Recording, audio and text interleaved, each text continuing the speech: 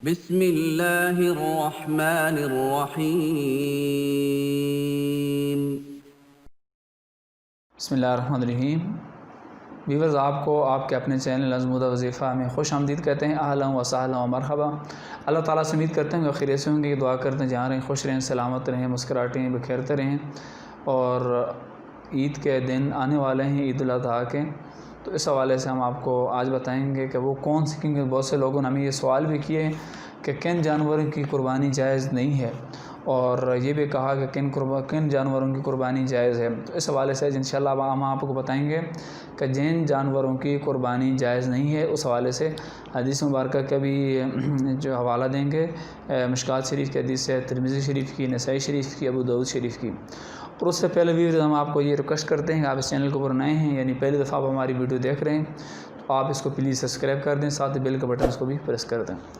تو ویور، جن جانوروں کی قربانی جائز ہے، اسی طرح حضرت براء بن عازب رضی اللہ تعالیٰ عنہ روایت کرتے ہیں کہ حضور علیہ السلام سے سوال کیا گیا، تو پوچھا یہ گیا کہ یا رسول اللہ صلی اللہ علیہ وسلم، کون سے جانوروں کی قربانی سے بچیں، یعنی کون سے ایسے جانور ہیں کہ جن کی قربانی جائز نہیں ہے یا جن کی قربانی نہیں ہوتی؟ تو آپ علیہ السلام نے اشارہ فرمایا کہ 4 قسم کے جانور ایسے ہیں کہ جن کی قربانی نہیں ہوتی، یعنی جن کی قربانی ناجائز ہے، ان قربانیوں سے بچنا چاہیے۔ وہ 4 جانور کون سے ہیں تو آپ ان پہ نوٹ کر لیجئے، ہم آپ کو بتا دیتے ہیں۔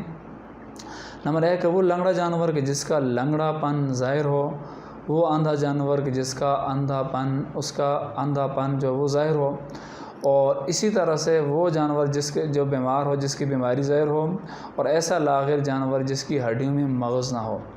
اور اسی طرح سے آپ یاد رکھیں کہ یعنی کہ ایسا جانور کہ اتنا کمزور ہو کہ اس کی ہڈیوں کے اندر مغز نہ ہو، بالکل کمزور ہو۔ اور ایسا جانور کہ جس کو آپ منڈی سے لے کر آتے ہیں، گھر میں باندھ دیتے ہیں، اور وہ اپنی قربان گاہ تک، یعنی جہاں پر اس کو ذبح کیا جاتا ہے، وہاں تک وہ 4 قدم بھی نہ چل سکے، تو اس کی قربانی بھی جائز نہیں ہے۔ اگر ایسا جانور کہ جس کے اندر کوئی عیب ہو لیکن اس کا عیب ظاہر نہ ہو، تو اس کی قربانی جو ہے وہ جائز ہے۔ اور اسی طرح تفصیل سے ہم آپ کو بتا دیتے ہیں کہ مسئلہ یہ ہے کہ قربانی کے جو جانور بھی ہوتا ہے، اس کو ہر عیب سے پاک ہونا چاہیے، ہر عیب سے اس کو جو ہے وہ لازم اس کو خالی ہونا چاہیے، اس میں عیب ہونا چاہیے۔ تو اسی طرح سے اگر تھوڑا سا عیب بھی ہو تو قربانی مکروہ ہے، زیادہ عیب ہو تو قربانی نہیں ہوتی۔ تو اسی طرح آپ تفصیلات آپ تھوڑے سے ان کو نوٹ کر لیجئے۔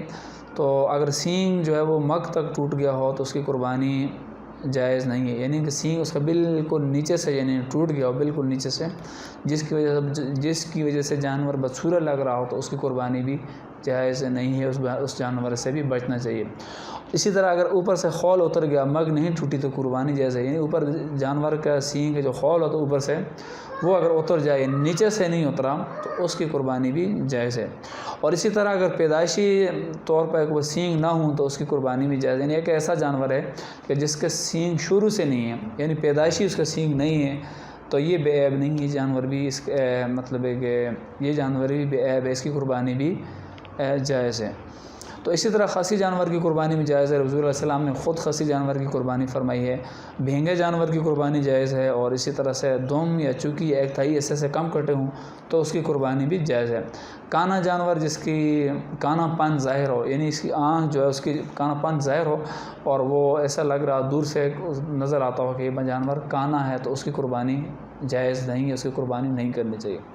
اسی طرح لنگڑا جانور جس کا لنگڑا پن ظاہر ہے، اس کی قربانی بھی جائز نہیں ہے، اسے بھی بچنا چاہیے۔ اندھا جانور جس کا اندھا پن ظاہر ہو، تو اس کی قربانی بھی جائز نہیں ہے۔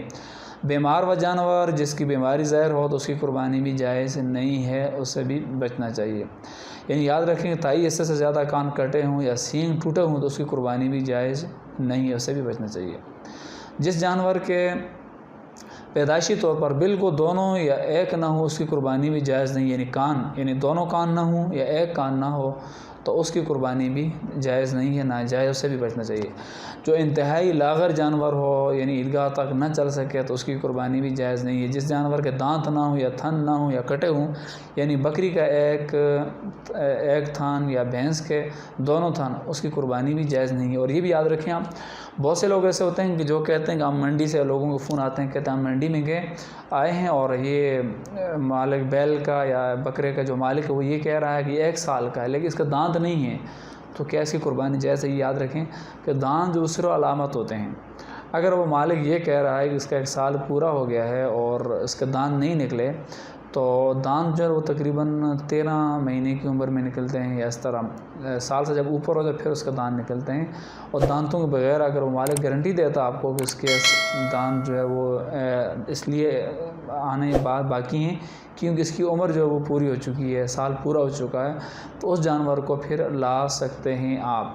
اور یہ بھی یاد رکھیں کہ آپ اگر جس جانور کی قربانی کرنا چاہتے ہیں ایسا جانور ہونا چاہیے کہ جس کو آپ دل سے پسند کرتے ہوں، اور ایسا جانور ہو جس سے آپ پیار کرتے ہوں. تو یقیناً یہ وہی جانور ہوتے ہیں کہ جن کی قیامت کے دن ہم سواری کریں گے.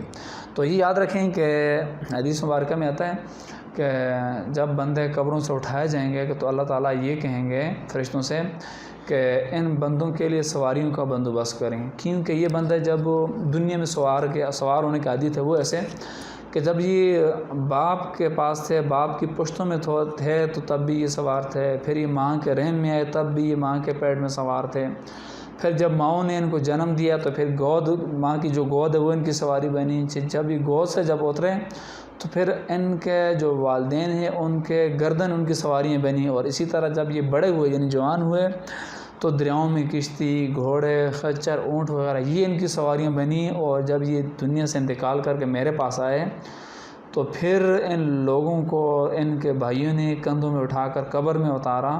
اور اسی طرح جب یہ آج اٹھیں گے تو ان کے لیے بھی سواریوں کا بندوبست کرو. لہٰذا جس کی جو قربانی ہوگی اسی اعتبار سے وہ اس کی سواری ہوگی، اللہ تعالیٰ کی بارگاہ میں وہ پہندہ پھر حاضر ہوگا. تو اس لیے جس جانور یعنی جو توفیق ہوتی ہے اس کے مطابق آپ قربانی کریں.